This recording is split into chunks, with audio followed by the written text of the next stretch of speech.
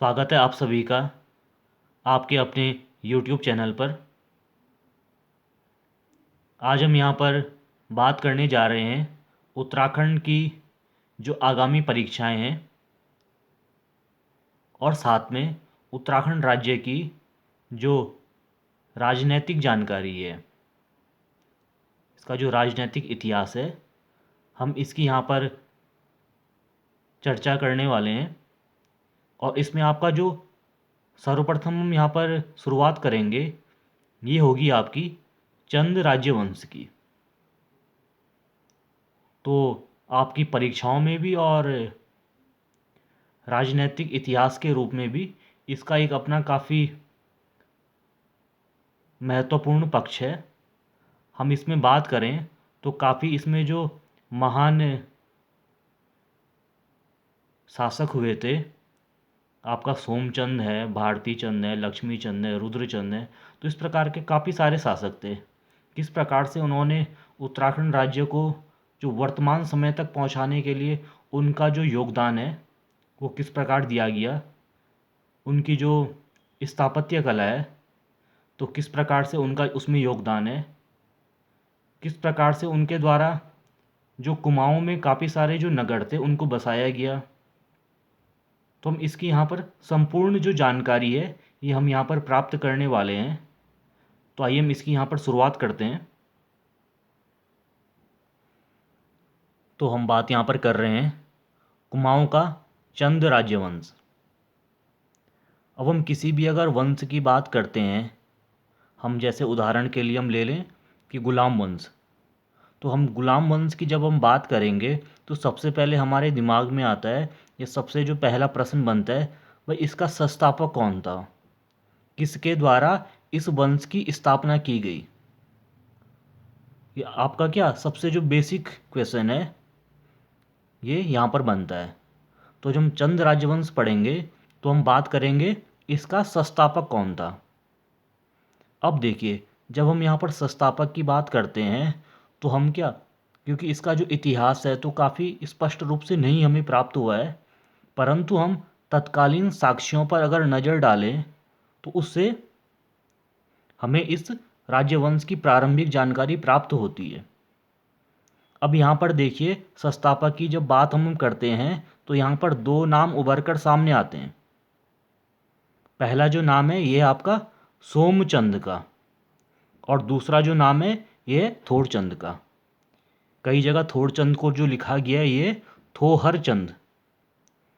तो देखिए, जब हम सोमचंद की बात करते हैं तो जो सोमचंद को मानने वाले जो ये मत हैं, व्यक्ति हैं, ये है एटकिंसन, और जो दूसरे हैं ये बद्रीदत्त पांडे। जबकि हम थोड़चंद की बात करें तो इनको जो मानने वाले ये हैं डब्ल्यू फ्रेज़र, और दूसरे जो हैं फ्रांसिस हैमिल्टन। इनके द्वारा जो क्या मत है कि जो चंद राज्यवंश का जो संस्थापक है ये कौन है, थोड़चंद है। जबकि बद्रीदत्त पांडे किसे मानते हैं, सोमचंद को मानते हैं। अब हम जब इन सारे साक्ष्यों पर यहाँ पर नज़र डालें, इनका आपस में क्या विचार विमर्श इन पे हम करते हैं कि क्या किस समय क्या है क्या नहीं है, तो हम यहाँ पर जो इसका अंतिम जो निष्कर्ष निकलता है, तो इसका निष्कर्ष देखिए होता क्या है। देखिए, अब इसमें जो अंतिम निष्कर्ष निकलता है, जो हम साक्ष्यों का क्या आपस में हम इन्हें इनका जो गहन अध्ययन करते हैं, तो सोमचंद जो था ये चंद वंश का संस्थापक था, और जो सोमचंद का समकालीन जो राजा था ये कौन था, ब्रह्मदेव कत्यूरी।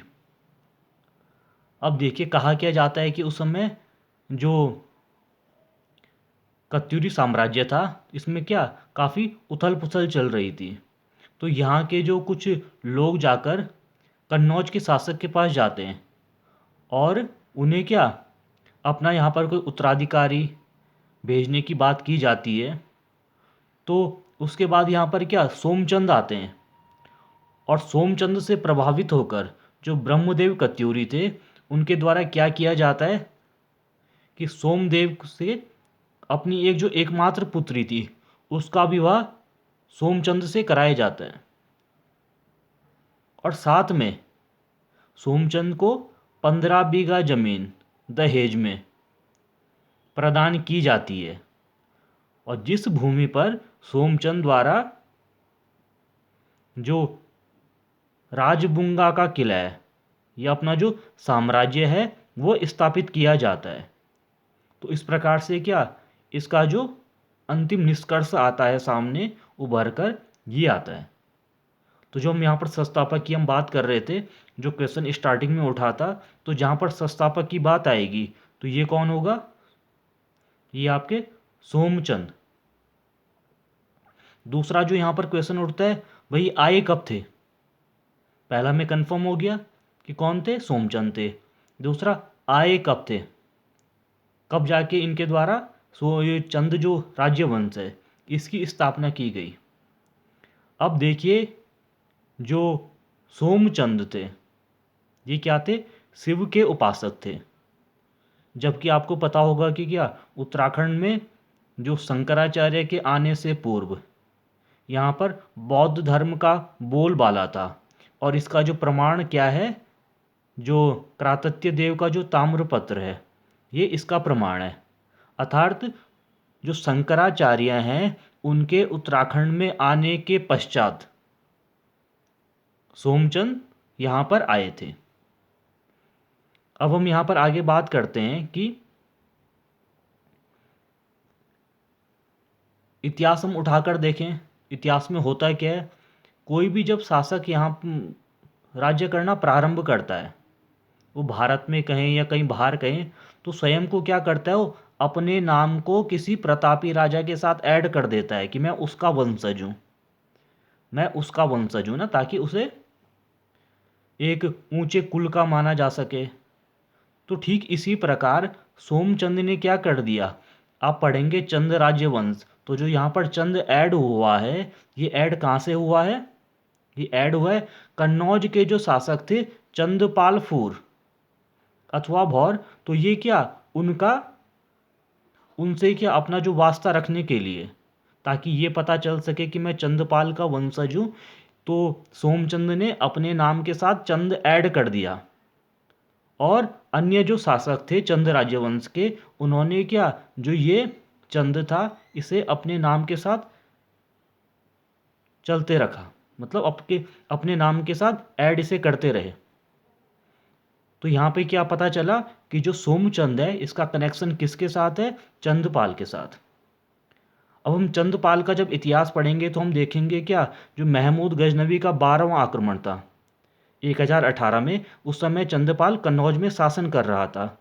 परंतु जब इसकी पराजय हो जाती है और ये क्या इसके वंशज से जो कन्नौज से हटकर ये बारी चले जाते हैं, कब 1027 तक, यहाँ पे क्या आक्रमण के बाद चले जाते हैं, तो 1027 तक यहाँ पर क्या प्रत्यक्ष और अप्रत्यक्ष रूप से ये कन्नौज में शासन कर रहे थे। ठीक है, ये क्या थे, कन्नौज में शासन कर रहे थे, कौन, चंदपाल के वंशज। तो यहाँ पे जो फाइनल एक कंक्लूजन निकलता है ये क्या है कि 1019 से लेकर 20 ईस्वी में सोमचंद था वो इस क्षेत्र में आया था, और 1020 से लेकर 1025 के मध्य यहाँ पर चंद वंश की स्थापना हुई थी।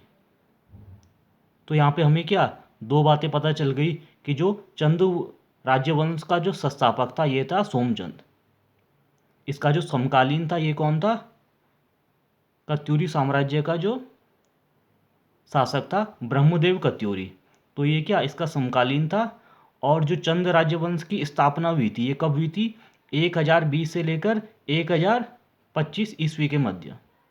तो इससे जो आगे का जो हम पार्ट है ये हम दूसरी वीडियो में पढ़ेंगे।